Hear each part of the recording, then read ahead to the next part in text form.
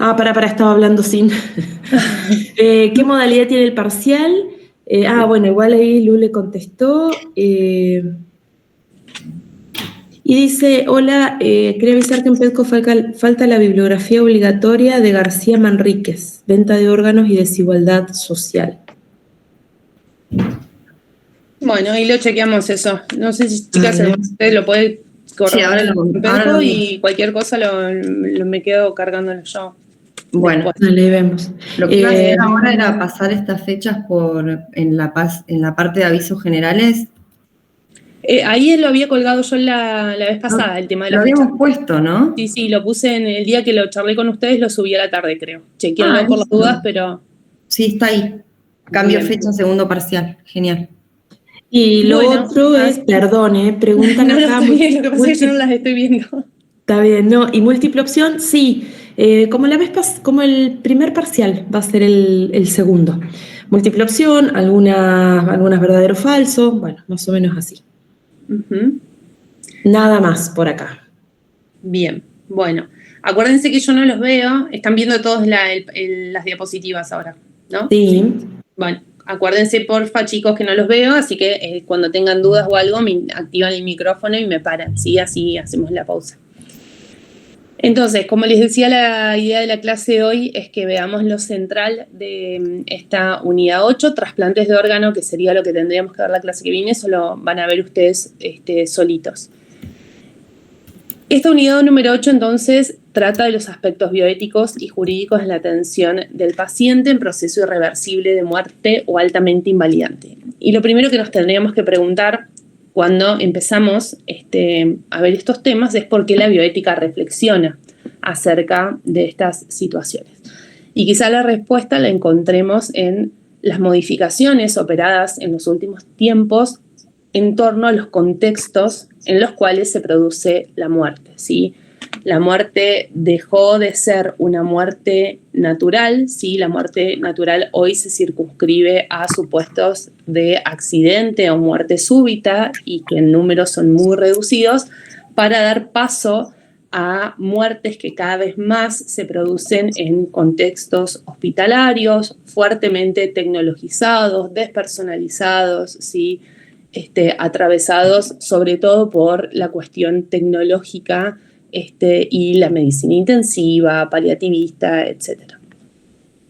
Esto hace que los equipos médicos, al momento de tomar decisiones, tengan que poner sobre la mesa una serie de intereses que muchas veces pueden coincidir, pero a veces no, ¿sí? Entonces nos vamos a encontrar que tenemos que ponderar, por un lado, los intereses del paciente y de su familia, que muchas veces pueden estar en contraposición. Vamos a tener que evaluar también los intereses que provienen de determinados entornos sociales, culturales y idiosincráticos que pueden también acá estar en contraposición los del equipo médico con los de la familia y el paciente. Y finalmente tenemos que evaluar también cómo los recursos, ¿sí? Sobre todo cuando son públicos y las erogaciones que hay que realizar, toman un papel importante en estas decisiones también. Pero quizás lo más relevante de todo esto sea cómo estas situaciones, estas nuevas situaciones de estas muertes que se producen en este tipo de entornos, nos colocan frente a una nueva cara de la medicina, ¿sí? Y de alguna manera interpelan el rol tradicional que tuvo la medicina a lo largo de la historia. La medicina tradicionalmente fue vista como una ciencia destinada a salvar vidas, curar. Y estas situaciones entonces nos enfrentan a la pregunta de qué hacer cuando esos objetivos ya no pueden ser alcanzados. Lo primero que vamos a analizar entonces, entrando ya un poco a lo que es el contenido de la unidad, es esta idea de derecho a una muerte digna, de qué se trata, como para tener una concepción general, ¿sí? Lo vamos a definir como el derecho a decidir voluntariamente cómo, cuándo y dónde ponerle fin a la propia vida sin sufrimiento cuando la ciencia médica no puede hacer nada para curar una enfermedad mortal. Tengamos presente que cuando hablamos del derecho a una muerte digna partimos siempre de un presupuesto necesario que es el que está consignado al final de la diapositiva, ¿sí? Estamos ante una persona que está padeciendo una enfermedad irreversible o incurable que disminuye el estándar o calidad de vida, ¿sí? No hablamos de derecho a una muerte digna en cualquier supuesto, ¿sí? Lo estamos conectando siempre con este tipo de situaciones. Y en esto es importante tener presente que esta ley que está consignada ahí, que es la que en la Argentina se conoce como Ley de Muerte Digna, la 26742, lo que hizo fue modificar la ley de los derechos del paciente e incorporó, ¿sí?, ciertas opciones específicas en torno a el rechazo de determinados tratamientos, ¿sí? Abro un paréntesis acá y le cuento un poquito de historia de esta ley. Esta ley surge como consecuencia de una batalla judicial e institucional, un peregrinaje larguísimo que llevó adelante una familia de Neuquén, que fue la familia de Marcelo Díez. No sé si escucharon nombrar el caso. Marcelo Díez era una persona, un joven a sus 30 años, tiene un accidente que queda en estado vegetativo prolongado muchísimo tiempo. Primero se encargan con su vida era sostenida únicamente a través de respiradores y obviamente alimentación artificial. Primero se encargan de cuidarlos los padres ambos fallecen, queda a cargo de las hermanas y ellas son las que comienzan esta batalla, ¿sí?, ante las instituciones. Posteriormente el caso se judicializa para lograr que a Marcelo se lo deje morir, ¿sí?, porque se sostenía su vida a través de estos medios artificiales. Esta situación adquiere estado público, va a llegar a los medios, el debate se instala en esa época en los medios de comunicación, llega al Congreso, se empieza a debatir este caso y creo que sale la ley y al poco tiempo el caso que ya estaba judicializado llega a la Corte Suprema, que también termina resolviendo algo en el sentido de la ley. Pero bueno, finalmente fue una lucha de años, ¿sí?, con lo cual fue necesario un caso como para que la comunidad o la sociedad se pusiera a reflexionar sobre estas cuestiones. Volvemos entonces a la ley. La ley lo que hizo en ese momento de alguna manera fue especificar cuestiones vinculadas a la posibilidad de rechazar determinados tratamientos y rechazar procedimientos quirúrgicos, procedimientos de reanimación artificial, de hidratación o alimentación, o inclusive requerir el retiro de medidas de soporte vital cuando sean extraordinarias o desproporcionadas con relación a las perspectivas de mejoría o produzcan sufrimiento desmesurado, ¿sí? Esto lo aviso, esto es pregunta de examen, ¿sí? Cuando preguntamos cuáles son los derechos que confiere la ley de muerte digna en la Argentina, estamos apuntando a estos derechos, ¿sí?, a que ustedes puedan identificar que hay un momento de corte que se da con esta ley donde de alguna manera las opciones para los pacientes vinculadas al rechazo de determinados tratamientos para de esa manera poder seguir el curso natural de la muerte se produce, ¿sí? Fíjense que en definitiva las opciones que está proponiendo esta ley no son más que una especificación del derecho a la libertad o la autonomía que veíamos allá en la unidad 6, cuando hablábamos que una de las consecuencias de reconocer el derecho a la libertad o a la autonomía era aceptar o rechazar o incluso revocar los consentimientos, los tratamientos o las opciones diagnósticas o terapéuticas. Fíjense que esta ley lo que viene a hacer es como a especificar para que no haya dudas que el paciente cuando puede rechazar inclusive estas cuestiones a sabiendas de que el rechazo probablemente lo coloque en una situación más próxima a su propia muerte. La segunda cuestión troncal de esta unidad pasa por tener una noción de lo que son los cuidados paliativos, ¿sí? Y ahí tienen una frasecita que a mí me gusta mucho porque me parece que de alguna manera condensa lo que es el espíritu de los cuidados paliativos, ¿sí? Que dice: el acto médico debiera curar a veces, aliviar frecuentemente y confortar siempre. Esa un poco es la lógica que encierran los cuidados paliativos. Estos van a ser definidos por la OMS como el cuidado activo total de los pacientes cuya enfermedad no responde ya al tratamiento, centrándose por lo tanto en el alivio del dolor y del sufrimiento en la fase final de la vida. ¿Qué objetivos tienen estos cuidados paliativos? Podríamos, en principio, reducirlos o de alguna manera englobarlo en estos tres grandes objetivos, ¿sí? mejorar la calidad de vida de los pacientes y de la familia que se enfrentan a enfermedades amenazantes para la vida. Fíjense que dicen para los pacientes y las familias. ¿Sí? Esto tiene que ver con la idea de que los cuidados paliativos tienen un doble receptor, ¿sí? Un receptor directo, que va a ser el paciente, que se hace de alguna manera acreedor de los tratamientos o de las terapias, de la administración de fármacos para calmar el dolor, del seguimiento o el monitoreo de síntomas, etcétera, pero también un receptor indirecto que está dado por la familia, esta familia que se encuentra ante una coyuntura que la atraviesa, ¿sí? Que la coloca en una situación de vulnerabilidad, que sufre con y por el paciente, y entonces de alguna manera que también tiene que ser asistida. Y tiene que ser asistida no solamente porque esa situación obviamente les genera un sufrimiento, un cuadro de angustia a la familia, sino porque muchas veces además lo que está atravesando el paciente o esta situación de malestar que atraviesa el paciente tiene que ver en parte con todos estos síntomas, si quieren, biológicos o físicos que se puedan derivar del cuadro que atraviesa. Pero otra gran parte puede estar vinculada a la angustia que le genera ver a su familia angustiada por su situación, ¿sí? Entonces todo eso tiene que ser abordado de manera integral.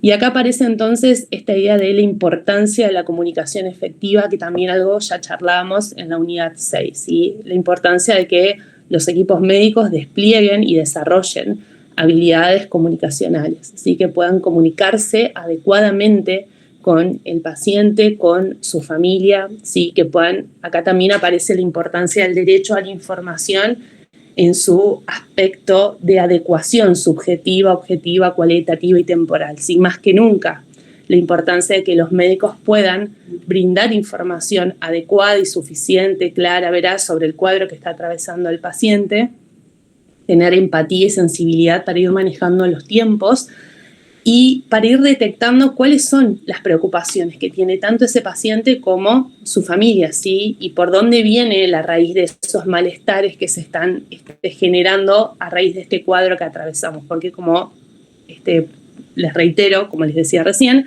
puede ocurrir que una parte esté vinculada a, obviamente, el cuadro de gravedad que se atraviesa, pero es probable que también otra gran parte esté asociada a la preocupación que el paciente tiene a raíz de verse en una situación, por ejemplo, de futura invalidez y la preocupación que eso le genera con respecto a su familia, a la reorganización familiar, a cómo va a ser el futuro en su vida, etc.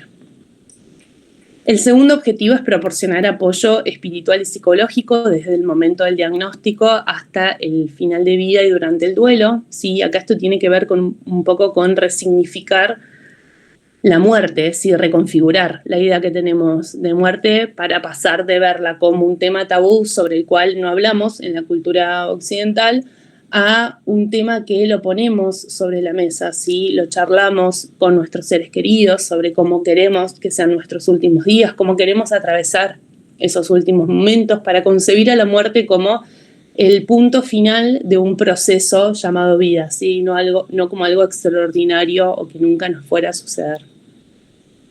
Y finalmente aliviar el dolor y otros síntomas angustiantes. Y acá esto tiene que ver con poder desplegar desde los equipos médicos acciones en diversos planos, ¿sí? En el plano físico obviamente va a tener que ver con todo lo que es, como les decía recién, el seguimiento de este paciente, el monitoreo de sus síntomas, el ajuste de los tratamientos, la terapia, los fármacos que se administran, todo con el objetivo de aliviar el dolor, el sufrimiento.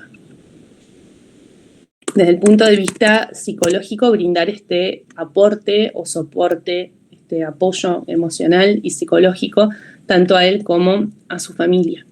Y desde el punto de vista social, la posibilidad de que estos equipos médicos puedan actuar como puentes y como conexión entre el paciente, su familia y las distintas instituciones gubernamentales, obras sociales, que para ir articulando ¿sí? los requerimientos, quizás en un domicilio, quizás la incorporación en algún tipo de programa determinado, ¿sí? Para que puedan brindar otro tipo de asistencia que ya accede al ámbito puro y duro de la salud. ¿Sí? Tiene que ver con la posibilidad de planificar las acciones futuras, dar a esta familia y a este paciente algún tipo de control en lo que se puede sobre la situación, bajar los niveles de ansiedad, ¿sí? Y con eso todo, de alguna manera, colaborar a calmar la angustia, el sufrimiento, etc. La clave en los cuidados paliativos, entonces, o la llave de entrada a los cuidados paliativos, pasaría por reconocer la futilidad terapéutica a tiempo, sí que no es una cuestión menor. Los tratamientos son futiles cuando existe una desproporción o un desbalance entre las cargas y los sacrificios que provoca realizar un tratamiento determinado versus los beneficios esperados. Cuando hay esta desproporción o este balance, podemos pensar que a priori el tratamiento es fútil. Entonces tendremos que tener una alarma de stop ahí para ver si conviene de verdad seguir avanzando o quizás sea momento de parar y derivar a paliativos, ¿sí? O darle ingreso a estos equipos médicos especializados.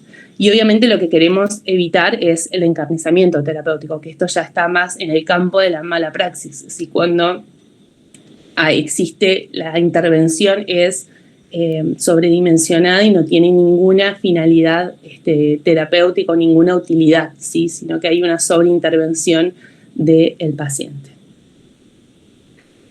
Dentro de lo que son los cuidados paliativos también hablamos, o dentro del espectro de los cuidados paliativos, vamos a prestar la atención a la sedación en el final de vida, pero porque es necesario diferenciar esto de lo que vamos a ver después, que tiene que ver con las decisiones hacia el final de vida, ¿sí? Con la eutanasia y el suicidio asistido. Es necesario que tengamos claro qué son las sedaciones para poder diferenciarlas de lo que es la eutanasia o un suicidio asistido.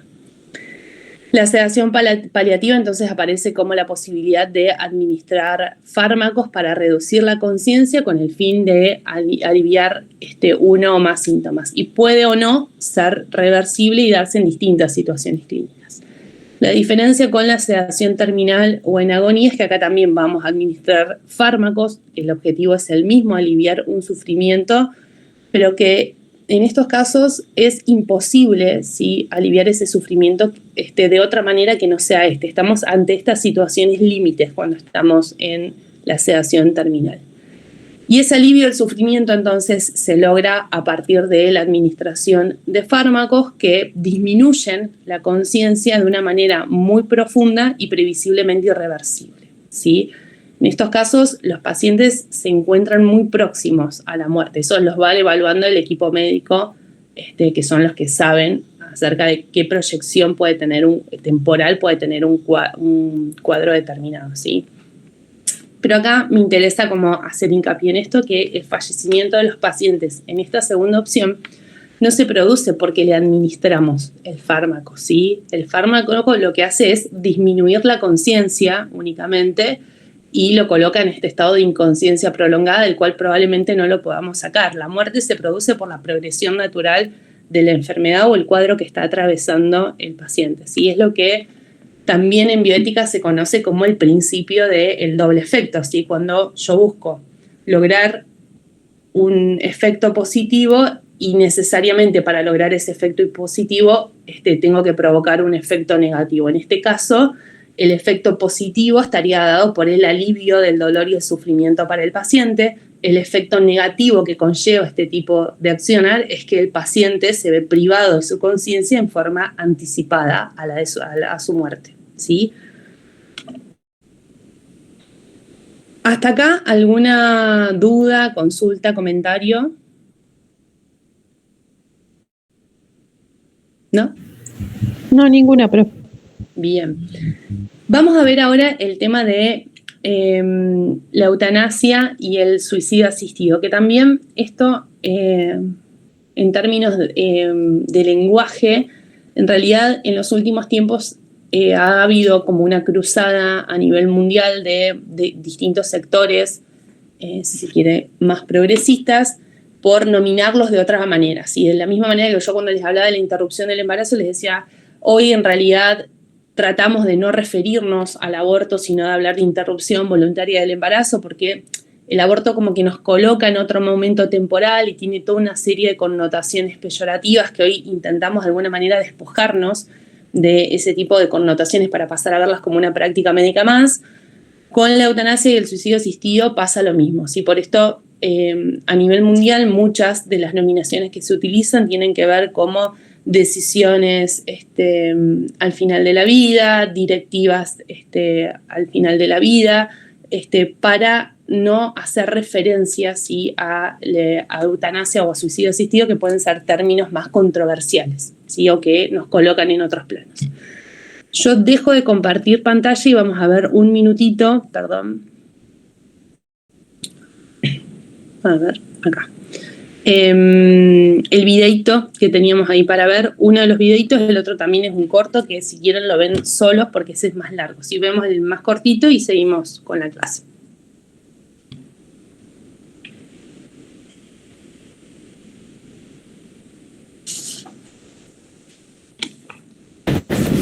Bueno, María José, vamos a grabar este testimonio porque es muy importante.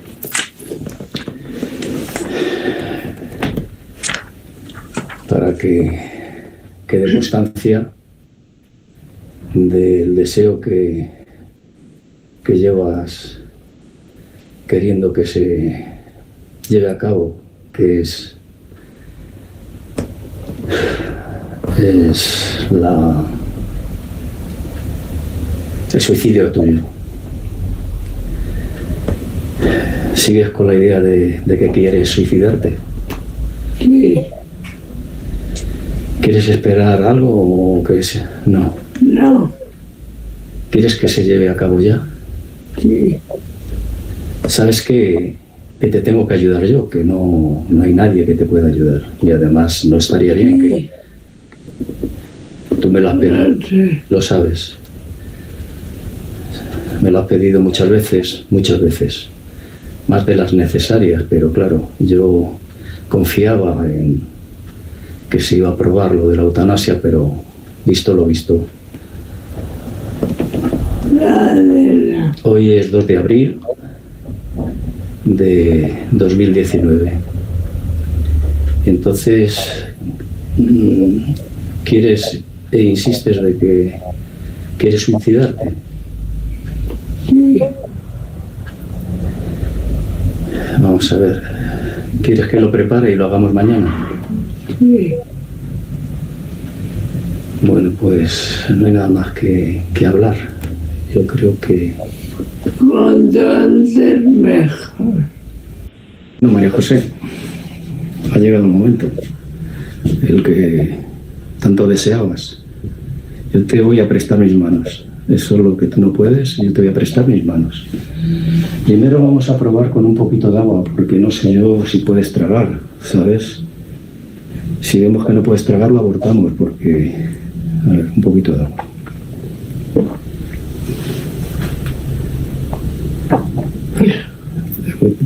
¿Qué crees? Que sí. Que sí. Te lo doy entonces. No es mucho, pero puede que sepa mal, o sea que tienes que soportarlo. ¿Estás decidida? Sí. Pues adelante.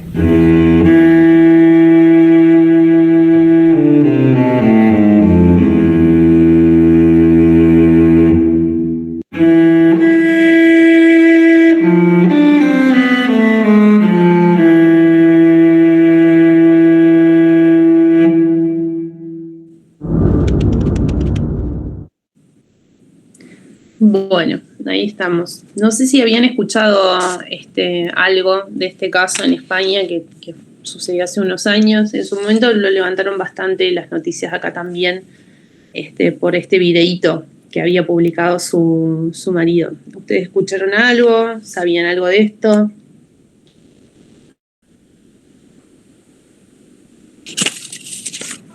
Que yo recuerde, la verdad no. ¿No? Yo tampoco. ¿Tampoco? Bueno, María José había sido diagnosticada de esclerosis múltiple en el 89, ¿sí? Así que cuando pasa esto, 30 años si no me fallan los cálculos, ya la enfermedad estaba muy avanzada y estaba en ese cuadro donde no podía realizar por sí sola prácticamente nada.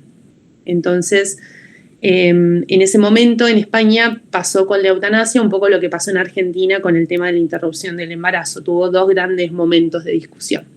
en el 2019 se estaba llevando adelante el primer debate parlamentario que finalmente rechaza el proyecto de sanción de eutanasia. Por eso el marido en un momento dice: yo pensé que la eutanasia sí iba a salir, pero visto lo visto, entonces decide de alguna manera prestarle su asistencia a su esposa para de alguna manera ayudarla a morir.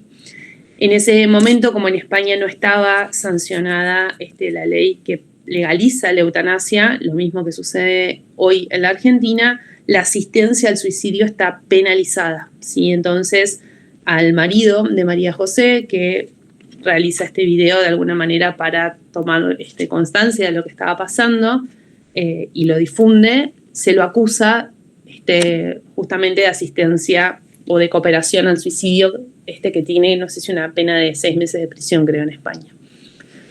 Años más tarde, en el 2021, se sanciona finalmente la ley que legaliza la eutanasia en España y el proceso judicial contra el marido estaba todavía en curso y a raíz de la sanción de esa ley finalmente queda absuelto y se retiran los cargos, ¿sí? Bien. ¿Algún comentario, algo que les haya disparado el videíto, la experiencia que se ve registrada y o relatada? ¿Algún comentario?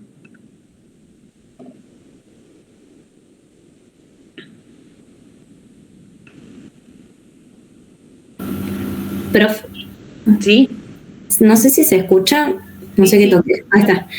Por ejemplo, en ese caso, ¿no intervienen psicólogos o algún sector que la ayude también a preguntarse si realmente quiere, o fue ella que tomó la decisión junto con su marido y estuvo fuera de los servicios de médicos y demás?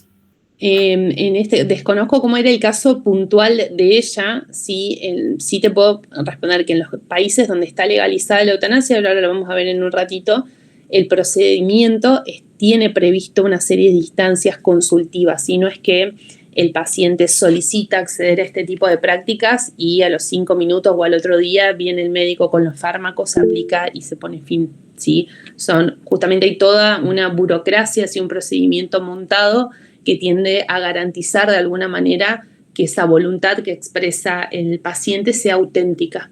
Y entonces para eso generalmente se prevén periodos de intervalo entre que se expresa la voluntad y se ratifica, ¿sí? El paciente, por ejemplo, expresa la voluntad, se dejan pasar un mínimo de 15 días, 20 días, una semana, eso va variando de acuerdo a la legislación de cada lugar. En esa ventana de tiempo el paciente tiene que tener contacto con equipos médicos interdisciplinarios o con médicos consultores, eso también puede variar de un país a otro, que apuntan justamente a constatar que el paciente esté debidamente informado, que se le hayan ofrecido todas las alternativas, que el paciente sostenga, ¿sí? Su voluntad y la ratifique, y justamente se ponen otros equipos médicos a trabajar para que no esté de alguna manera sesgado o atravesado por la voluntad del médico tratante, que quizás para evitar cualquier tipo de interferencia en esa voluntad. Y una vez que se ratifica, se elevan esos pedidos a determinados centros o comisiones nacionales que nuclean las decisiones para llevar un registro y se avanza con la práctica, ¿sí?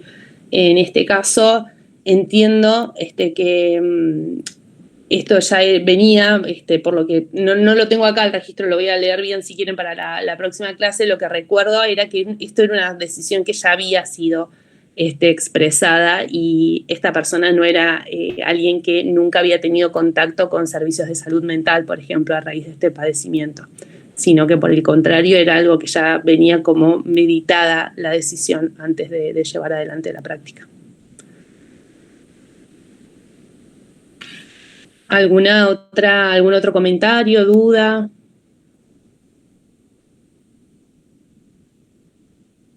¿Están de acuerdo con este tipo de prácticas? ¿No? ¿Qué les parece? ¿Lo ven como una alternativa? ¿Creen que deberíamos legislar al respecto? ¿No lo creen necesario? les spoileo la respuesta. En Argentina todavía no está legislada esta cuestión, pero sería interesante conocer qué opinan ustedes, si creen que es algo sobre lo que debiéramos avanzar o no, para todos, para algunas enfermedades. Yo tengo una opinión, profesor, eso, Uh-huh. porque tengo un caso muy cercano Uh-huh. y creo que nunca terminás de entender el dolor que tiene la otra persona. Y tampoco es como muy egoísta. Nosotros nos encerramos en lo que nosotros pensamos, lo que para nosotros está bien, y no terminamos de escuchar. Y es como que si te lo dicen, por ejemplo, a mí me lo dice un familiar, Uh-huh. y es como que lo sentís como re chocante, no lo aceptás. Uh-huh. Así que de mi parte es como que muy fuerte y yo no lo aceptaría. O sea, si me lo dice un familiar, por más que estén, eso es el tema de psicólogo y eso, este familiar está con psicólogo, pero igual, en caso que suceda, prefiere no pelear. Uh-huh. Claro. Y acá aparecen muchas intersecciones de esto, ¿no? De cuánto hay de resistencia por ahí en los entornos de esta persona, más que en la persona en sí, cómo nos cuesta a veces, como bien decías, ponernos en el lugar de esa persona y entender que quizás estos son sus criterios, ¿sí? Estas son sus decisiones y sus niveles de tolerancia también, ¿sí? Hay gente que quizás le pasan determinadas situaciones de vida y puede seguir adelante y se reconvierte y de alguna manera puedes avanzar o no detenerse, y hay personas que quizás no, y eso también deberíamos prestarle algún tipo de atención. Vamos entonces justo a charlar. Sí. Hay algunas manos levantadas, no sé si ya hablaron, los que levantaron la mano. A ver. Buenas, profe. Yo, por ejemplo, con la frase que está ahí en el PowerPoint que dice vivir es un derecho, no una obligación, yo estoy 100% de acuerdo, porque yo creo que en las condiciones para esas personas, yo creo que la vida se les fue arrebatada, creo yo. Ya no es vivir, solo existir. Entonces, como que yo estaría 100% de acuerdo en esto de la eutanasia, la verdad. Uh-huh. Me gusta, gracias por las intervenciones. Tiene colgado también, que es muy interesante, es viejito el video, pero no deja de ser súper ilustrativo, en PEDCO, un capítulo de en qué piensan los que piensan distinto que yo, creo que así es el título, que era un programa de encuentro. ¿Qué piensan los que no piensan como yo? Los que no piensan como yo. Que justamente conversan un profesor universitario especialista en bioética, que es abogado, un sacerdote y un médico colombiano, porque en Colombia sí está autorizada, está legalizada, y es muy interesante ver los diferentes puntos de vista en el debate, y por ahí mírenlo, ¿sí? Cuando tengan no es demasiado largo, no sé si son 20 o 30 minutos el programa, porque es muy interesante la experiencia en primera persona que está contando el médico que lleva adelante las prácticas, ¿sí? Qué le pasa con los pacientes y cómo esos pacientes llegan a tomar esas decisiones y cómo lo puede transmitir él. No sé si alguien más quería hacer un comentario. Son dos cositas lo que iba a decir. Primero, me parece que también nos mató un poquito el video porque es muy fuerte. Creo que nadie se imaginaba que fuera tan fuerte. Y que se puede hacer una vinculación perfectamente con un texto que vemos en Medicina y Sociedad, que es el de Foucault de dolor, que creo que es el TP número 3. Lo que explica es que el dolor agudo y el dolor crónico, el paciente va perdiendo la personalidad. Entonces yo digo, un paciente que en un dolor crónico perdió toda su personalidad, perdió toda su vida, si uno pierde todas las cosas que lo aferran a este mundo, realmente es por eso que creo que llegan a tomar esas decisiones, y que justamente las resistencias de la familia son porque no están sufriendo ese dolor crónico y no perdieron todos los objetos o las experiencias que los siguen aferrando a la vida. Y creo que también es interesante replantearlo desde ese punto, ¿qué perdemos cuando sentimos tanto dolor? Uh-huh. Sí. Sí, ni hablar que no hay que desmerecer o minimizar los dolores que sienten las familias, porque es choqueante, sí, lo hablo también por experiencias personales, cuando una persona a la cual uno le tiene mucho afecto, de repente hace este tipo de manifestaciones. Pero bueno, también es esta tarea de repensar y ponernos en el lugar de esa otra persona, de ver qué es lo que está pasando. Y en un plano más general, quizás pensar, esto ya es un debate un poquito más teórico, como ciudadanos, ¿qué tipo de Estado queremos? ¿Sí? ¿Hasta dónde queremos que un Estado intervenga en este tipo de decisiones que parecieran que se ciñen a el ámbito propio de nuestras vidas, ¿sí? Porque lo mismo que pasaba con la interrupción del embarazo, ¿sí? En estas cosas, estos temas generan tanta controversia porque también un poco se meten muy de lleno con la intimidad y las decisiones muy personales y autónomas, y que pareciera que cada persona debería poder vivir de acuerdo a sus propias convicciones sin que el Estado o cualquier otra institución o cartabón moral nos esté diciendo qué hacer, cómo y por qué. Entonces, por ahí, eso es lo que me parece también más interesante que podamos reflexionar. Si en estas sociedades plurales, democráticas, en las que vivimos, está bien o está mal o es éticamente correcto o no que todavía hoy sigamos teniendo de alguna manera determinadas pautas, ¿sí?, de moralidad, que alguien nos diga, por ejemplo, que hasta acá podemos sufrir o que tenemos que tolerar este dolor o tenemos que seguir viviendo cuando quizás ya no deseamos hacerlo. Y acá entonces vamos a entrar a ver este tema, sí, que es como el tema central atado a eutanasia y suicidio asistido.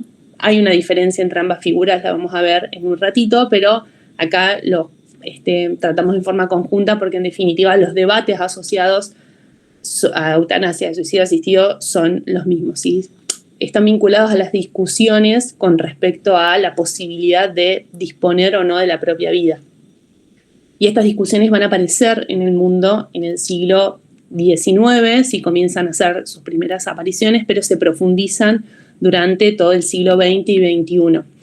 Más puntualmente en los últimos 50, 60 años, donde las tecnologías de soporte vital comienzan a tener auge y entonces empiezan a aparecer estos planteos, ¿sí? Empiezan a aparecer el planteo con respecto a la posibilidad de disponer de la propia vida, con respecto al rol de la medicina y cuál es, con respecto a recursos y gastos públicos de los estados, y todo eso de alguna manera comienza a aflorar en el debate. Pero más allá de todas estas aristas que se desprenden, que no dejan de ser aristas como secundarias del debate que rodea la eutanasia y el suicidio asistido, la pregunta central sigue siendo esta que está acá en la pantalla, en la diapositiva, ¿sí? Si puede o debe la vida humana ser protegida a cualquier costo sin atender a otros intereses o valores que pudieran colisionar con aquella. Y acá entonces vamos a ver que tantos quienes están a favor de la legalización de la eutanasia o el suicidio como quienes están en contra van a argumentar sendas posturas a partir de la noción de dignidad, con lo cual nuevamente sí caemos en una interpretación diversa de este concepto de dignidad, ¿sí? Quienes están a favor entienden que la única forma de resguardar la dignidad de las personas es a partir de la legalización y la autorización de este tipo de prácticas. Quienes están en contra entienden que solo se preserva la dignidad de las personas a partir de la prohibición de este tipo de prácticas. Y entonces nuevamente vemos que el conflicto lo tenemos con la interpretación de esta famosa palabrita. Vamos a ver en qué consisten una y otra corriente. Si quienes están en contra de la legalización de la eutanasia y del suicidio asistido asocian la dignidad de las personas a la preservación de la vida, es decir, que solo resguardamos la dignidad a partir de disponer mecanismos que apunten a mantener con vida a la persona, a preservar su vida, independientemente de las condiciones en las cuales esa vida se esté llevando adelante, ¿sí? Lo importante es que esté con vida. Esta idea sí hunde sus raíces en una concepción latina que tiene una fuerte impronta de la Iglesia Católica y más puntualmente del cristianismo, ¿sí? ¿Y por qué? Porque el cristianismo, cuando hace su aparición en la historia de la humanidad, viene a traer una idea para ese momento muy novedosa, que era que todos los seres humanos somos hijos de Dios. Y esta afirmación, por ahí tan simple de que todos los seres humanos somos hijos de Dios, tiene una serie de consecuencias lógicas importantes. La primera consecuencia lógica que tiene esta afirmación es que todos los seres humanos somos iguales, ¿sí? Lo cual es una novedad para el momento histórico, porque hasta ese momento las sociedades, lejos de ser igualitarias, eran fuertemente estratificadas, ¿sí? La sociedad griega, la romana, la egipcia, etcétera, todas las sociedades de la antigüedad eran estratificadas. Esto quiere decir que las prerrogativas o las facultades o los derechos que podían tener las personas iban directamente conectadas al segmento social de pertenencia, ¿sí? Si eran varones, eran mujeres, mayores o menores, si eran esclavos, eran hombres libres, ¿sí? Dentro de los hombres libres distintas categorías también, con lo cual que hoy podamos enarbolar de alguna manera la bandera de la igualdad, en algún punto se lo debemos a este aporte del cristianismo. La segunda consecuencia que tiene decir que todas las personas o todos los seres humanos somos hijos de Dios es que la vida humana es una creación divina y por tanto no es disponible para las personas, ¿sí? Porque es algo divino, no puede ser disponible por los seres humanos. Y acá entonces comienza a gestarse esta idea de que la vida es sagrada, ¿sí? Que la vida de alguna manera es un valor absoluto, ¿sí? O un valor que tiene preferencia o está por encima de los demás derechos, ¿sí? Parece que hubiese como una suerte de pirámide donde al principio o arriba del todo está la vida y más abajo comienzan a aparecer los otros derechos.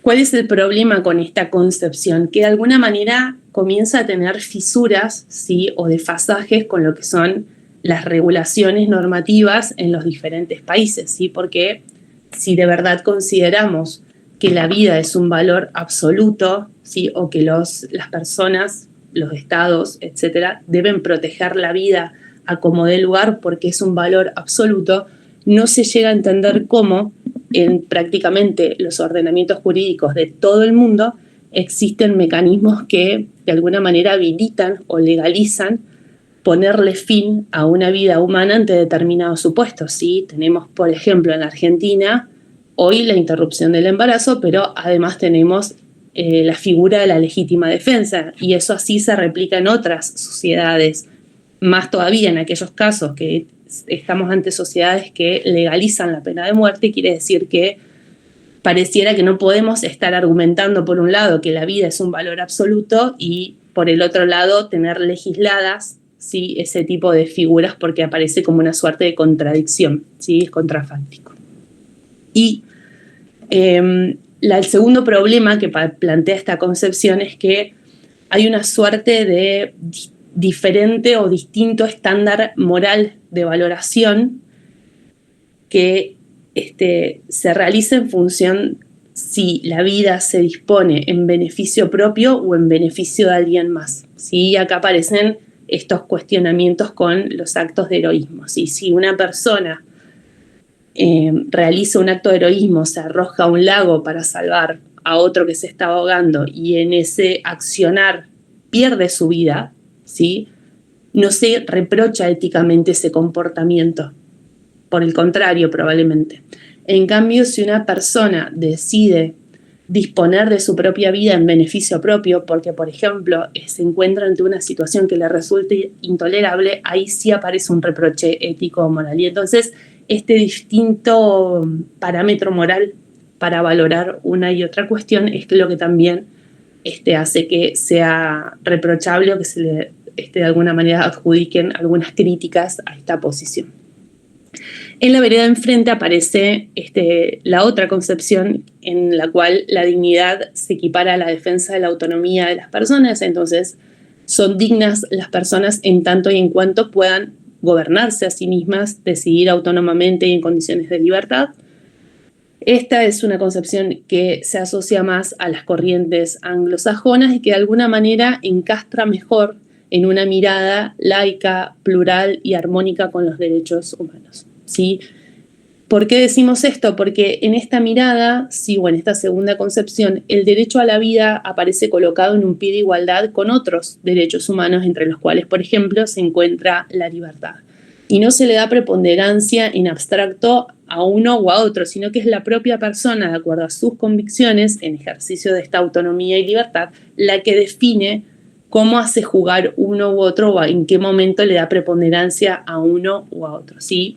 Lo que parece no perder de vista esta segunda concepción es que la finalidad de los derechos humanos es el pleno desarrollo de las personas, ¿sí? ¿Por qué tenemos derechos humanos o por qué es importante garantizar la vigencia de los derechos humanos? Porque tenerlos de alguna manera legislados son una garantía de que las personas vamos a poder desarrollarnos plenamente, ¿sí? De acuerdo a nuestros propios intereses y convicciones. Un poco ese es el sentido de tener consagrados derechos humanos. Y entonces esta segunda concepción de alguna manera es la que permite alcanzar esa finalidad, ¿sí? Veamos ahora algunos de los argumentos que suelen aparecer instalados en los debates sociales cuando aparecen las discusiones acerca de si legalizamos o no legalizamos este tipo de herramientas, ¿sí? O este tipo de instituciones. Quienes están en contra suelen plantear que quien solicita estas prácticas no lo hace por su deseo de morir, sino porque está motivado en otras, se me fue la palabra, perdón. No lo hace por su deseo de morir, sino que está impulsado, ¿sí? Por otros motivos, ya sea por su dolor, por un cuadro de depresión, por angustia, etc. Pero que en realidad no hay un deseo legítimo, real de morir. Además, dicen quienes están en esta corriente, la propia muerte se excluye de la esfera de autodeterminación. Dicen, para poder ejercer nuestro derecho a la autodeterminación tenemos que estar vivos, ¿sí? Sin vida no hay ejercicio de libertad posible, ¿sí? Porque es un contrasentido, no sería posible.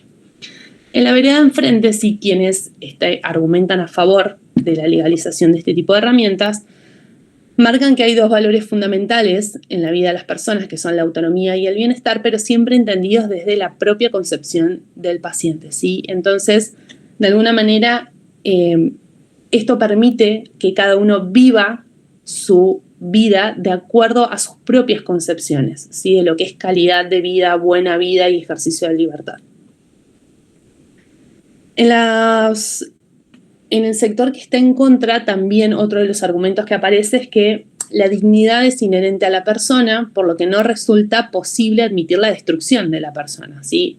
En pos de otro valor, aun cuando eso sea en beneficio, ¿sí? O que esa persona lo considere en beneficio propio para evitar un daño. Y en la vereda enfrente lo que van a contraargumentar con respecto a esto es que cuando la vida misma resulta indigna, entonces el respeto mismo por la dignidad puede llevar a la destrucción de la persona. Quienes están en contra van a marcar que la vida constituye un derecho inalienable, así que sea inalienable quiere decir que las personas no podemos disponer de ellos, ¿sí? No puede ser objeto de transacciones, de intercambio. Eso significa la palabra inalienable. Entonces, dicen, de la misma manera que una persona no puede disponer de su libertad y ceder su libertad a favor de otra persona, constituyéndose, por ejemplo, en esclavo de esa persona, eso es una práctica prohibida, si no lo podríamos hacer aunque quisiéramos. De la misma manera, dicen las personas que se enrolan en esta corriente, dicen, lo mismo sucede con la vida, no se puede hacer, ¿sí? Porque es un derecho inalienable. En la vereda enfrente lo que marcan es que quien requiere estas prácticas no está cediendo su derecho a la vida a un otro, ¿sí? Sino lo que está haciendo es renunciar a su derecho de continuar viviendo. Finalmente, dentro de los argumentos en contra de la legalización de estas prácticas, aparece el temor de la pendiente resbaladiza. Y el temor de la pendiente resbaladiza lo que hace es englobar una serie de argumentos de tipo consecuencialistas que básicamente lo que hacen es plantear escenarios catastróficos en caso de que se legalice la eutanasia o el suicidio asistido, ¿sí? Quienes argumentan en esta línea suelen decir, por ejemplo, que de legalizarse este tipo de prácticas, los estados van a desfinanciar la salud pública, los cuidados paliativos van a dejar de existir, el Estado y las familias van a empujar a las personas que ya son vulnerables a situaciones de mayor vulnerabilidad, con lo cual indefectiblemente van a quedar acorraladas teniendo que tomar la decisión de terminar con sus vidas, que puede haber motivos espurios detrás de la voluntad de una persona que toma esta decisión y que puede estar de alguna manera manipulada por su familia o por los allegados, etc. Si ustedes prestan atención a este tipo de argumentos, entonces se puede advertir que el nexo de causalidad entre la premisa, que es la legalización de la eutanasia o el suicidio asistido, y la consecuencia que se está pregonando, no está claramente trazado, ¿sí? Que una voluntad o que la voluntad de una persona, en un caso potencial y remoto, pudiera llegar a estar manipulada, ¿sí?, por su entorno, no quiere decir automáticamente que en todos los casos necesariamente se va a producir una manipulación de la voluntad del paciente que toma esta decisión o que las decisiones van a estar interferidas, ¿sí? En todo caso, pareciera que resulta más adecuado o prudente si advertimos ese riesgo a futuro, ¿sí?, o advertimos la potencialidad de ese riesgo, bueno, pensar qué mecanismos de resguardo podemos adoptar para mitigar esos daños o mitigar esos riesgos, ¿sí?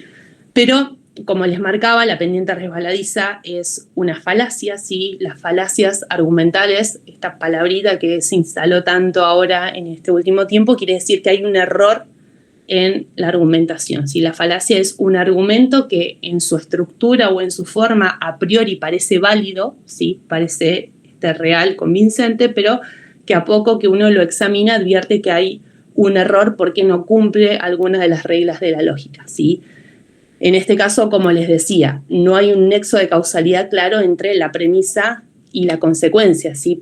Y se llama pendiente resbaladiza justamente por esto, porque parte de la lógica que si damos un pasito hacia adelante en este sentido, en el caso que estamos hablando, en el sentido de la legalización de la eutanasia o el suicidio asistido, indefectiblemente vamos a caer y todas estas consecuencias negativas se van a producir, ¿sí? Lo cual es en algún punto absurdo, ¿sí? Que sumando un montón de 1 lleguemos a 1000 no quiere decir que 1 sea igual a 1000. Bueno, acá aparece un poco la misma lógica.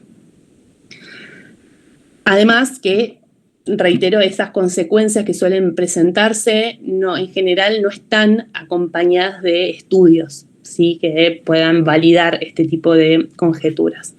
En cambio, en la vereda de enfrente sí suele referirse con soportes de estudios realizados que la legalización de este tipo de prácticas en las sociedades que la han receptado logra un efecto tranquilizador en la sociedad, que no quiere decir que todas las personas lo vayan a utilizar finalmente o vayan a echar mano a estas prácticas, pero sí, en general, la sociedad, al saber que está esta opción disponible, genera este efecto tranquilizador de si en algún momento me encuentro ante un cuadro X y decido tomar esta decisión, sé que está disponible. Acá vemos entonces algunas diferencias entre estos dos conceptos, ¿sí?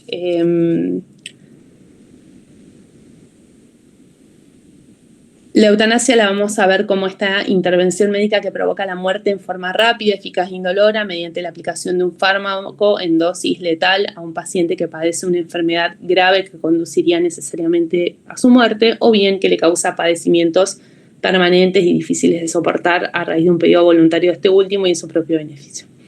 En cambio, el suicidio asistido aparece como la acción de la persona que sufre la enfermedad irreversible para acabar con su vida y cuenta con la ayuda de alguien más que le proporciona conocimientos y los medios para hacerlo, ¿sí?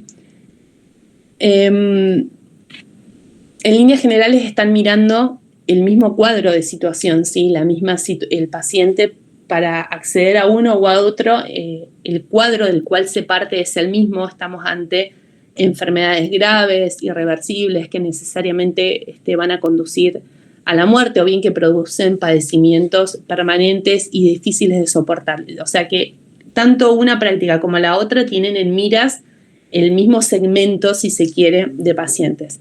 La diferencia entre una y otra pareciera estar dada por el rol más activo o pasivo del personal sanitario, que en los dos, esto lo marco, es preponderante, ¿sí?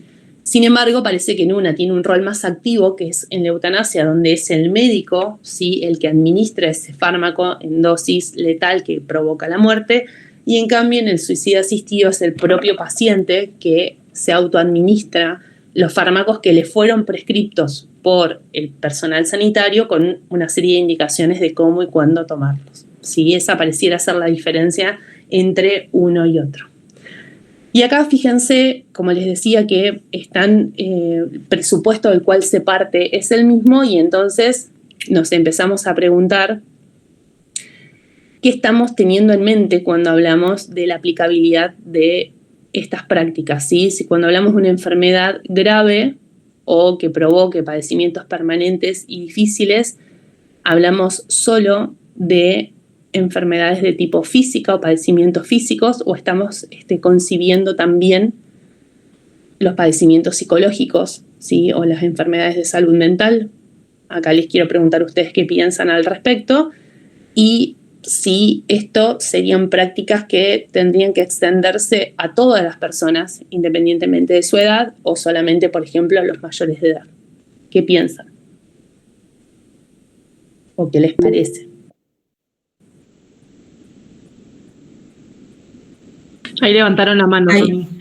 Bueno, activen los micrófonos como vayan queriendo. Sí, si no me equivoco, en Canadá nos estaba discutiendo si se podía hacer la eutanasia para personas con depresión.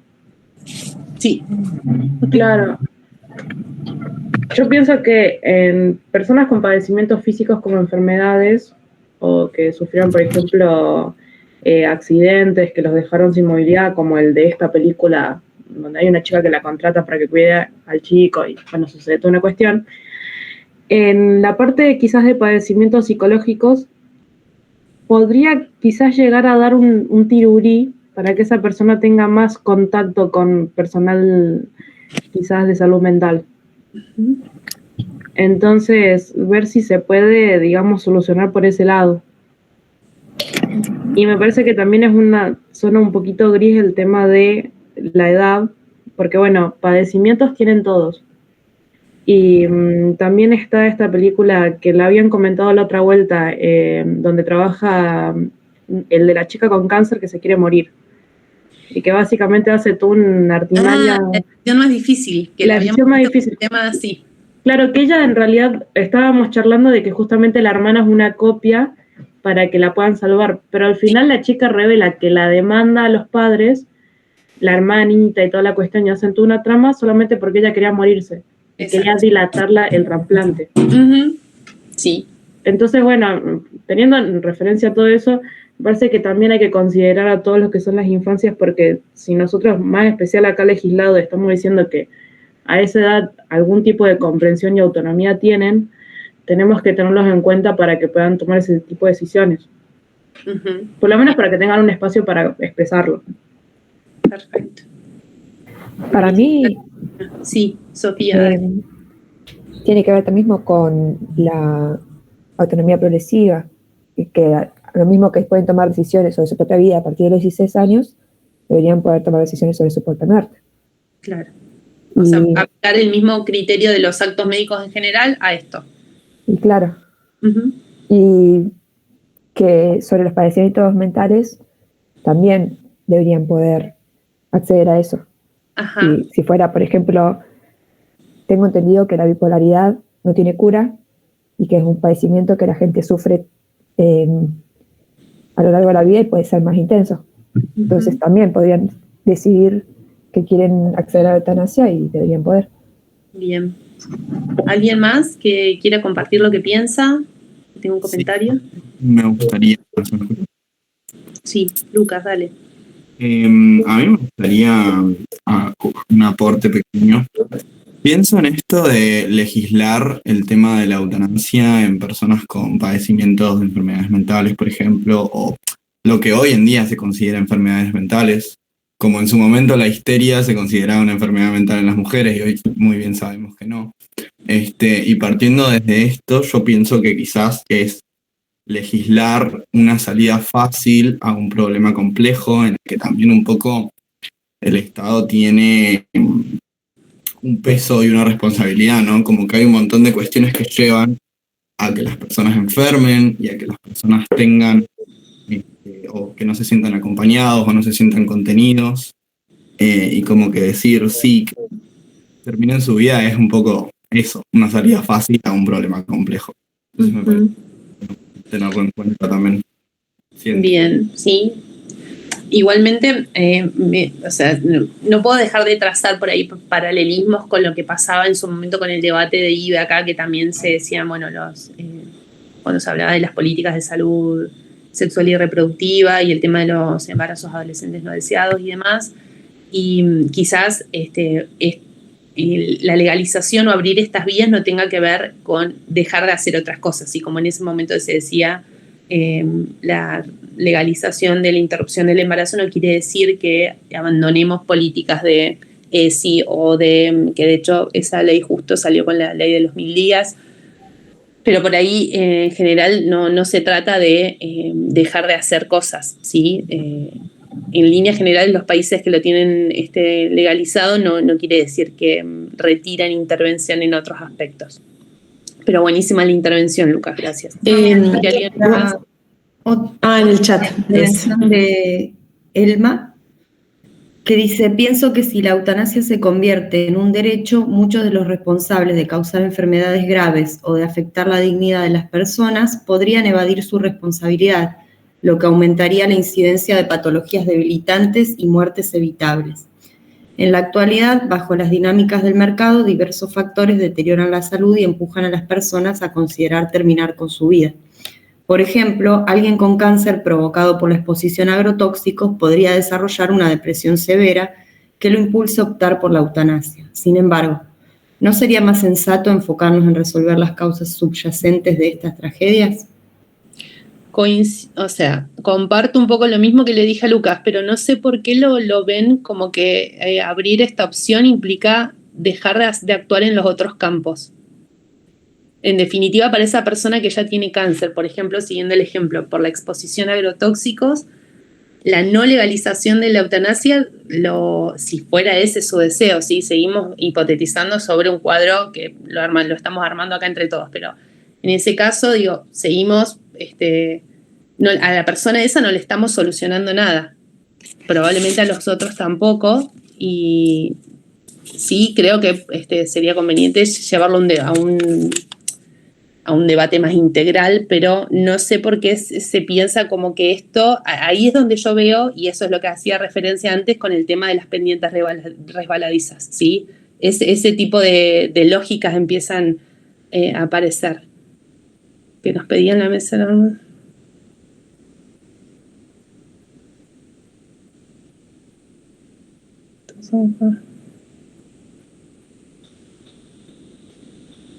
Dolor, pero todos sabemos que fue lo mejor porque la vimos decaer y dejar de disfrutar la vida.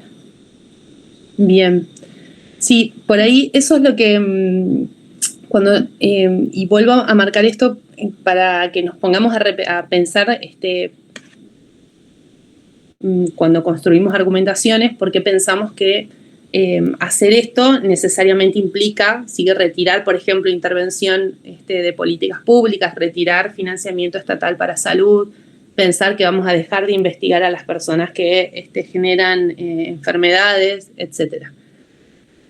Les quería mostrar además, si alguien quiere hacer algún otro comentario, por favor active el micrófono, no tengo ningún problema. Les quería mostrar, hablando de esta cuestión de si solamente algunas enfermedades, o porque parece que todos pensamos cuando hablamos, o a mí por lo menos me pasaba cuando todavía no estaba en contacto con este tema, que hablaban de eutanasia y yo me imaginaba la película Mar Adentro, que si no la vieron también es un peliculón, porque los va a hacer llorar un montón, pero ahí cuentan el caso de San Pedro, que es un español que tiene se van a dar con los amigos, se tira desde un acantilado, golpea su cabeza y queda cuadripléjico un montón de años, y como reiteradamente sostiene su voluntad de ponerle fin a su vida y no lo puede hacer, y bueno, tiene un caso bastante parecido al de María José, se graba poniéndole fin a su vida a partir de todo un dispositivo mecánico que logran diseñar para que justamente no pueda ser acusado nadie de su entorno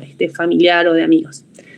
Y a mí me pasaba que cuando pensaba en estos cuadros de eutanasia o de suicidio asistido, pensaba básicamente en ese tipo de personas. Y lo único que podía imaginarme, o el único cuadro en el cual me imaginaba personas solicitando, requiriendo este tipo de prácticas, era eso. Y les quería mostrar, esto salió hace unos años también, o sea, fue noticia hace un par de años. El título es un poco controversial, pero básicamente narra este caso, ¿sí?, de una chica holandesa de 29 años que justamente ella publica en sus redes sociales que va a abandonar este mundo a raíz de que accedió a la eutanasia. Y un poco lo que cuenta la noticia es que ella había estado sufriendo depresión, por acá abajo está el diagnóstico. Tenía una serie de trastornos mentales, incluidos ansiedad, depresión, psicosis, que había estado en tratamiento psicológico muchísimos años, ¿sí? Porque esto lo venía sufriendo desde los 15, 16, me parece. No encontré la noticia que yo había leído, encontré esta, pero servía como para hacer el puente con el tema. Había pasado por varios equipos médicos y pese a el soporte o los distintos tratamientos que había intentado, no lograba salir de estos cuadros y reiteradamente había expuesto su decisión de ponerle fin a su vida, y el comité, sí, que la evalúa, finalmente le da luz verde a este requerimiento que un poco se alejaba de estos requerimientos tradicionales en los cuales podemos pensar o en cuadros de paraplegia, cuadriplegia, cáncer, ELA, que parece que son los ejemplos que pensamos más rápido, y le permite acceder a la eutanasia. No deja de ser algo controversial, me parece que también nos podemos llevar esto para seguir un poco debatiendo. Quizás la próxima clase, cuando veamos también algo de salud mental, que vamos a ver, pero cuando tan sostenidamente o tan enfáticamente decimos que la salud es un estado general de bienestar en los distintos ámbitos o en los distintos aspectos físico, psíquico, social, cuando nos enfrentamos a este tipo de situaciones que quizás nos ponen con una cara más cruda, ¿sí?, del costado de la salud mental, por ejemplo, y tenemos que aceptar que la salud mental también puede llegar a tener este punto límite, ahí como que empezamos a decir, bueno, no, padecimiento físico sí, pero padecimientos de salud mental no. Y los límites se nos empiezan a hacer medio borrosos porque no tenemos como... o a mí me pasa, esto lo hago personal, me pasa que cuando escucho las argumentaciones siento que no tienen un fundamento claro detrás de por qué unos sí y otros no, sino que es en algún punto una cuestión de sesgo, sí, que porque el dolor es físico y parece más palpable o medible, todos nos sentimos más reconfortados de habilitar ese tipo de prácticas en esas cuestiones, pero como la salud mental es más intangible, pareciera que tenemos que restringirla, y ahí es donde empezamos a dudar de la autonomía del paciente, de su capacidad de tomar decisiones, si no hubiese sido posible hacerlo por otros medios, como que cuestionamos mucho más la autonomía del paciente cuando está vinculado a algo en ese sentido que en los otros casos. Lo mismo pasa con los adolescentes, ¿sí?, niños y adolescentes. Mismo debate se plantea en niños y adolescentes, ¿sí? Y en los países que tuvieron o que tienen legalizadas este tipo de prácticas, la legislación originariamente salió solamente habilitando estas prácticas para los mayores de edad, y al poco tiempo se empezaron a dar cuenta que también tenían que empezar a incluir de alguna manera a adolescentes. Entonces, Holanda y Bélgica, que fueron los países que de alguna manera fueron los precursores en legalizar este tipo de prácticas, hace un par de años también comenzaron a incluir en la legislación a infancias y adolescencias, justamente por esta cuestión que hablábamos recién. No pareciera lógico restringir este tipo de derechos a los menores de edad por criterios vinculados a la edad únicamente. Volvemos a compartir pantalla. Y eutanasia, suicidio asistido, las características, los elementos de cada una de estas figuras son preguntas de examen también, en exámenes finales, así que estudienlo. En la ficha van a tener también algunos cuadritos comparativos, ¿sí? de algunos países en los cuales está legislado y cuáles son algunos aspectos de esa legislación. También tienen, en el caso del suicidio asistido, tienen mencionadas algunas organizaciones que brindan asistencia internacional para poder acceder a ese tipo de prácticas. En el caso de Suiza, por ejemplo, que es la que la tiene más regulado de hace más tiempo. Así que mírenlo de ahí. ¿Qué nos pasa en la Argentina? Como les decía, en la Argentina no está legalizada ninguna de las dos prácticas. Hoy no es legal acceder a ninguna de las dos. De hecho, la ley de muerte digna y la que regula las directivas anticipadas, que es lo que vamos a ver ahora en un ratito, expresamente veda cualquier tipo de práctica eutanásica, dice. Pero de alguna manera, a raíz de una serie de casos que fueron medios enigmáticos, sumado a la trascendencia que adquirió el cuadro del senador Bullrich, que un poco se hizo como el abanderado de algunas causas vinculadas a la difusión de lo que consistía el ELA y demás, aparecen el año pasado en el Congreso 3 proyectos normativos en la Argentina: la ley de interrupción voluntaria de la vida, la ley Alfonso y la ley de buena vida. ¿Sí? Están impulsadas por distintos bloques partidarios. Tienen también en la ficha un cuadrito comparativo que de alguna manera resume en qué consiste cada uno de estos proyectos. Pero lo que les puedo comentar acá es que todos, ¿sí? Los 3 contemplan ambas prácticas, eutanasia y suicidio asistido. Todos contemplan también la objeción de conciencia, ¿sí? Para que los profesionales que no quieren realizar este tipo de prácticas no tengan que hacerlo, y cómo se accede y cómo se regula o se registra la objeción de conciencia. Y también regulan, como les decía, el tema del procedimiento, ¿sí? Cómo es el procedimiento para acceder a estas prácticas, ¿sí?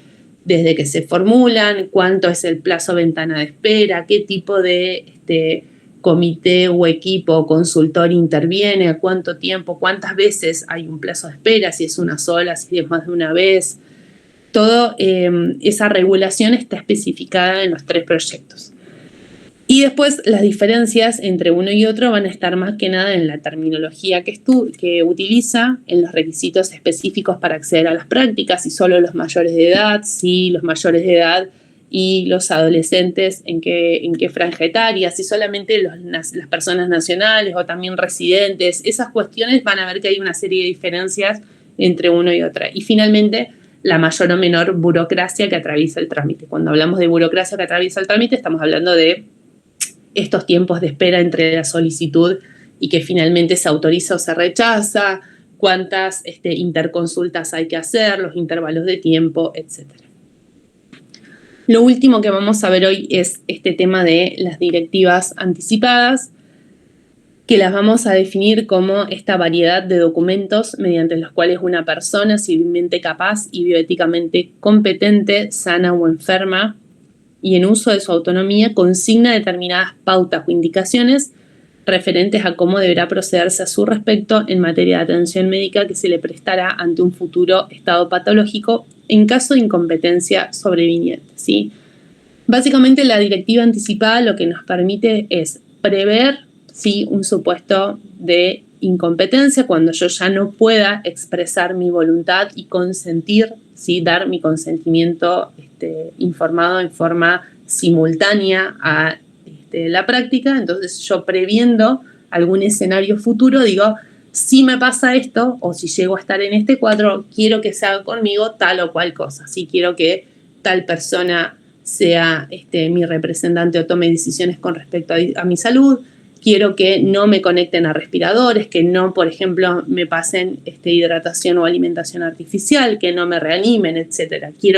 Si llego en este cuadro, quiero morir en mi casa, no en un hospital. Todo ese tipo de especificaciones son las que se pueden dar en una directiva anticipada. ¿Cuáles son los requisitos? Que haya capacidad y competencia del paciente al momento de otorgarla. Y recordemos que acá hablamos de dos conceptos diferentes. Entonces, la capacidad implica que la persona tiene que ser mayor de edad para poder dar la directiva anticipada. ¿Sí? Hoy los menores de edad en la Argentina, por ejemplo, aún con 16 años, no pueden dar directivas anticipadas. ¿Sí? ¿Están de acuerdo con esta limitación? ¿Les parece razonable en función de lo que hemos visto? ¿Advierten alguna diferencia entre un consentimiento informado y una directiva anticipada? Yo tengo una duda con respecto a eso, a las directivas anticipadas. ¿Cómo es que se puede acceder a eso? ¿Hacerlo? O sea, claro. Ahí les cuento cómo es el trámite y qué pasa en la provincia de Neuquén. Ya, no te respondo ya, ahí vemos si alguno responde la pregunta y terminamos de ver los requisitos y les cuento cómo son los trámites. ¿Les parece razonable en función de lo que estuvimos charlando? Esta restricción de alguna manera para los adolescentes o para los niños y adolescentes. Para mí es raro porque si tienen la capacidad de decidir sobre su salud en el momento, ¿por qué no podrían decidir para lo que puede llegar a pasar? Bien. ¿Alguien más?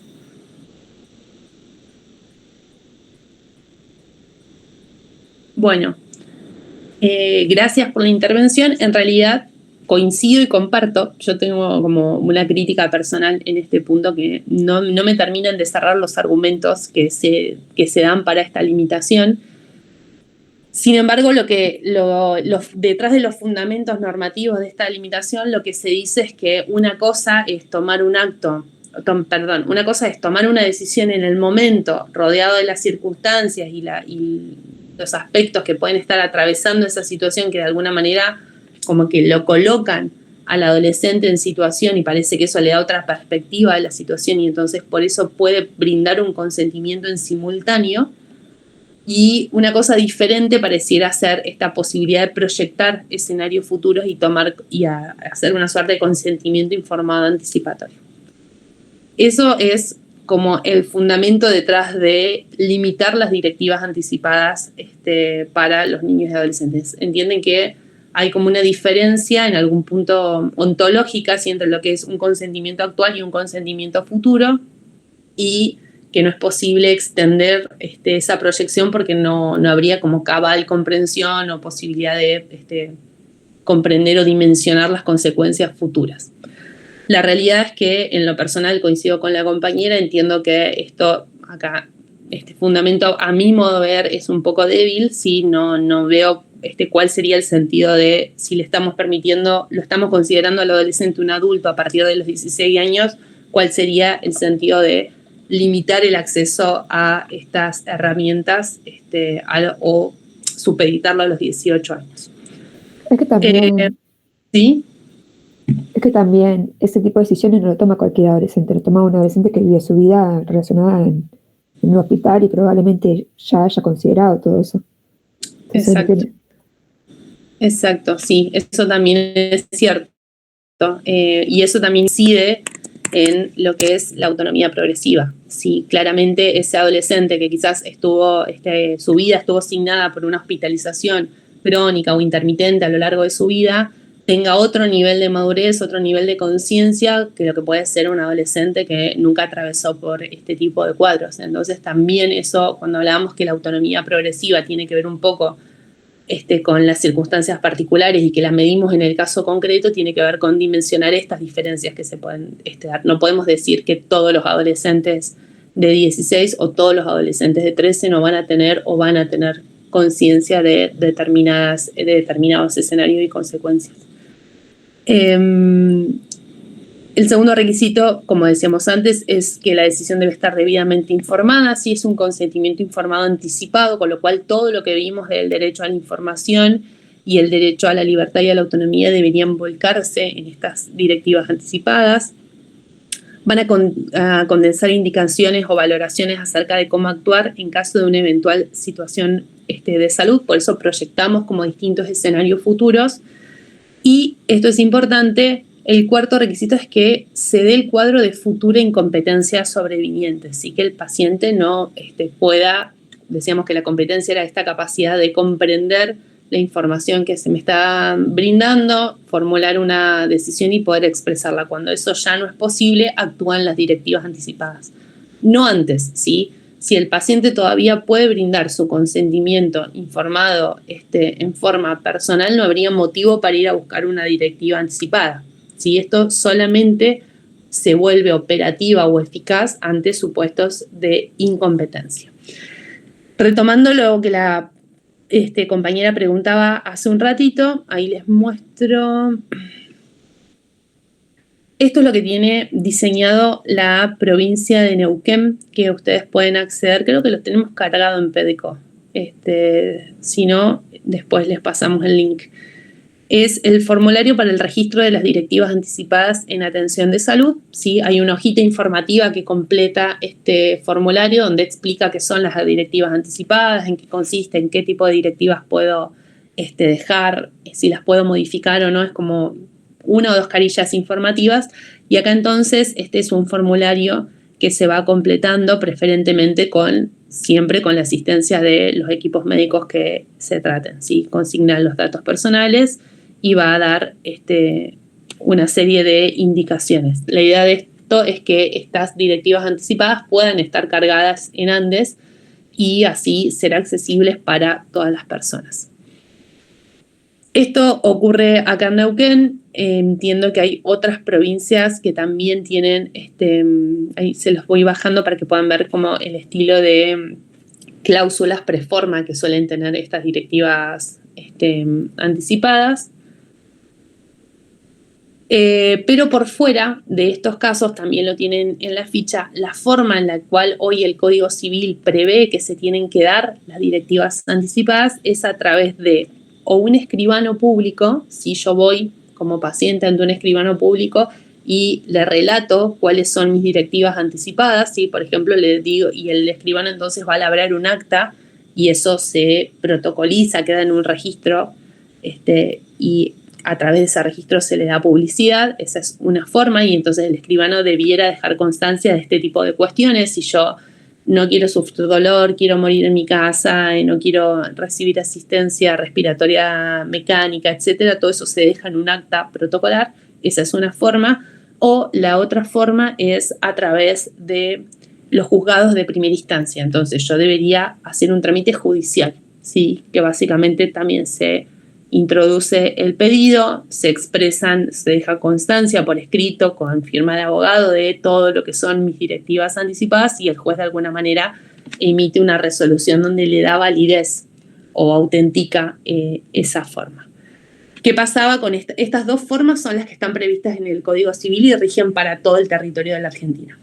¿Cuál es el problema con estas dos formas? Que son en algún punto inaccesibles, sí, porque para ir a un escribano tengo que tener dinero para pagar el acta y si no, hacer todo un trámite judicial que es burocrático para finalmente hacer valer mi voluntad. Por esta razón, o la provincia de Neuquén, advirtiendo esos obstáculos en la accesibilidad, toma la decisión de empezar a transitar el camino de las directivas anticipadas a través de formularios, valiéndose de un artículo de la ley provincial que habilita de alguna manera este tipo de formularios, y entonces lo que procura este tipo de formularios es darle difusión, ¿sí? Que las directivas sean algo conocido, algo público, accesible para todas las personas. ¿Ustedes conocían, por ejemplo, o habían escuchado hablar de directivas anticipadas antes de la clase de hoy?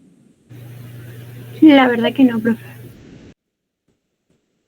Pregúntenlo en sus entornos familiares, es probable que nadie haya escuchado, ¿sí? Es un derecho al cual los equipos médicos, salvo situaciones puntuales, tampoco están muy habituados a conversar sobre esta posibilidad y hace a la educación en materia de derechos y en materia de salud saber que tenemos estas herramientas disponibles, ¿sí? Que lo podamos conversar incluso con la familia, con los amigos, ¿sí? De cómo, porque de alguna manera nos permite ojalá que nunca tengamos que hacerlo, pero es un momento de la vida al cual todos vamos a llegar y poder de alguna manera organizar o dejar voluntades anticipadas en uno y otro sentido.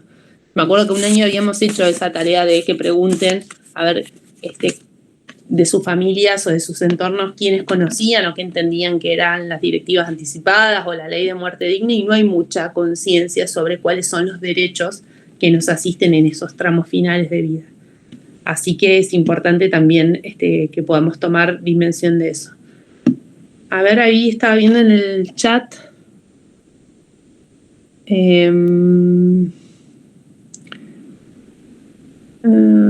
Podría generar confusión, especialmente emocional, para enfrentar situaciones de depresión. Sos un grupo vulnerable a pensamientos suicidas y en ese contexto podrían reclamar el derecho de eutanasia. Igual que la compañera, en el peor de los casos, creo que sin nada. Bien, con respecto a gracias por las intervenciones de Juana y de Hiroshi. Entiendo que no hay una intención de minimizar el dolor. Lo que no podemos perder de vista es que es lo que les decía, por eso me interesa que puedan ver y leer el material para ver en qué consiste atravesar esos procedimientos, ¿sí? Para llegar a la eutanasia o al suicidio asistido, y vuelvo a marcarles los mismos, ¿sí? No son decisiones que se toman y automáticamente se validan o se confiere la posibilidad, porque recuerden que esto de alguna manera lleva a una autorización, no es que lo solicito y accedo a los fármacos o accedo al médico, ¿sí? Por eso ahí se atraviesa todo un proceso que justamente busca rodear de recaudos y de garantías para que esto no sean decisiones precipitadas, ¿sí? Un poco esto en relación a lo que dicen de los adolescentes como grupos vulnerables o cualquier persona frente a cualquier tipo de dificultad va a pedir eso. Que lo pida no quiere decir que acceda, ¿sí? Hay ciertos recaudos que de alguna manera intentan garantizar que se den los presupuestos normativos. Por eso también ahí empezamos a ver de qué manera redactamos la norma para hacerlo más o menos flexibles, más o menos abarcatorios, y cómo tratamos de diseñar procesos que de alguna manera garanticen que la voluntad de los pacientes es auténtica y las situaciones realmente ameritan o de alguna manera hacen prudente o razonable el acceso a este tipo de herramientas. ¿Alguien más que quiera hacer algún comentario, una opinión de esto, de las directivas anticipadas, algo de lo que vimos hoy?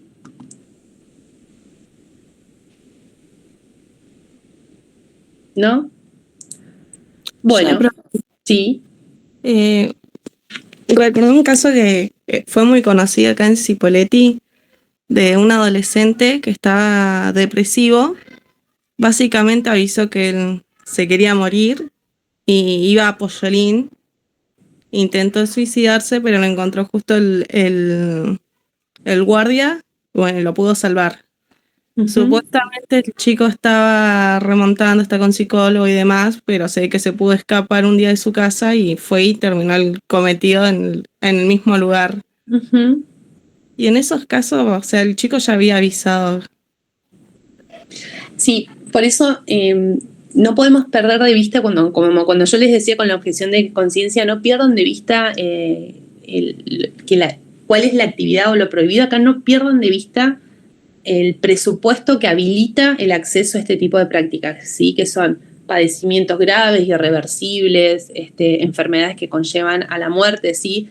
Más allá de que la terminología pueda variar de una legislación a otra, en todos los casos estamos, porque además la unidad en la cual presentamos estas herramientas o institutos son aspectos jurídicos vinculados a pacientes en proceso irreversible de muerte o en el final de vida. Si estamos pensando en ese tipo de pacientes. En el caso de la eutanasia por razones psiquiátricas, yo les mostraba que era un caso de una chica que había sido examinada y llevaba años con ese padecimiento, con lo cual, marco esto porque quiero hacer una diferencia, que exista algún padecimiento que genere una ideación suicida en algún momento, no quiere decir que vamos a terminar habilitando o considerando la eutanasia como una herramienta para todo ese espectro de pacientes, ¿sí? Que quizás pueda no, y deba ser abordado a través de otros mecanismos, ¿sí?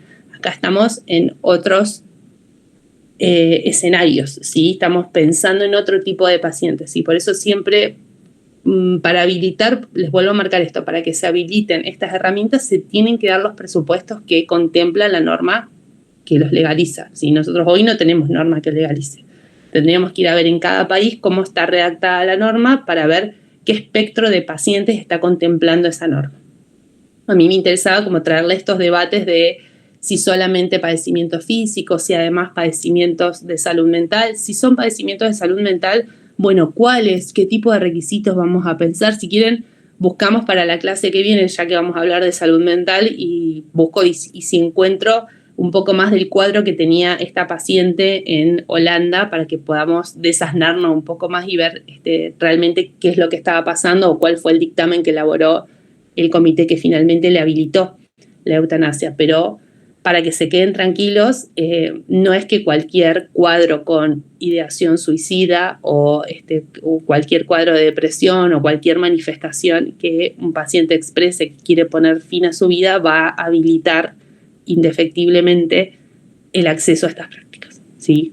Por ahí la semana que viene, que vamos a ver salud mental, podemos retomar algo sobre estas que están más relacionadas con la ideación suicida, ideas de muerte, o cuando alguien dice que tiene intenciones de matarse, ¿qué pasa, no? Con esto que estamos viendo, que si bien hay algo de relación, es otro el camino, pero está bueno quizás como poder clarificarlo, así que lo podemos tomar. Sí.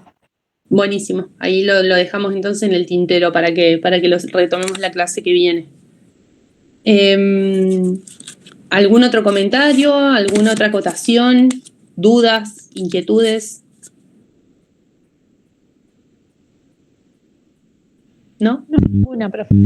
Bueno, entonces, hoy terminamos. La clase que viene vemos salud mental, retomamos dudas que tengan sobre lo que vimos hoy o lo que haya quedado para que vean solos o cualquier otra duda que se les presente. Vemos los casitos prácticos de unidad 7 y 8, vamos a tratar de trabajarlos todos si llegamos, y si no vamos a hacer lo más que podamos, así pueden practicar algo antes de los exámenes finales, ¿sí?